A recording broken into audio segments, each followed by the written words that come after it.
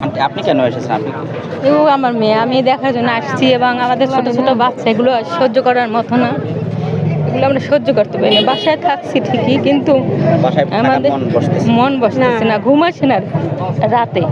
এইভাবে দেখে ঘুমাচ্ছে না রাতে আমাদের ছোট ছোট বাচ্চা। এই যে আমার আর একটা মেয়ে আছে, আমি এইবারে ওকে এখানে দেবো ভাবছিলাম, কিন্তু দেইনি এইবারে ওকে। এখন আমার মানে এই জিনিসটা আমরা সহ্য করতে পারি না। এরাও তো আমাদের বাচ্চা, এত বাচ্চা কীভাবে যে এগুলো সহ্য করার মতো না। মা হয়ে যাদের বাচ্চা তারা কীভাবে এগুলো সহ্য করে, আমরা তো সহ্য করতে পারতেছি না, কিন্তু যাদের বাচ্চা এভাবে হয়েছে, সেই মা সেই বাবা কীভাবে থাকবে। আপনি কি চাচ্ছেন এখন? কি হলে মনে করেন যে এই ধরনের পরিস্থিতি আর না হয়? বিমান কি দায়ী করছেন না স্কুল কর্তৃপক্ষকে দায়ী করছেন? না না, এটা তো বিমান, তাদের তো ভাবা উচিত ছিল একটা ট্রেনিং বিমান কীভাবে এদের আগের পুরনো এগুলো মানে তাদের ডিজিটাল যুগ এখন আমাদের, এগুলো তো ডিজিটাল হয়েছে সব কিছু, কিন্তু এভাবে পুরানো বিমান দিয়ে তারা ট্রেনিং দিতেছিল, এটা তো তাদেরই দায়, এটা তো স্কুল কর্তৃপক্ষের দায় না।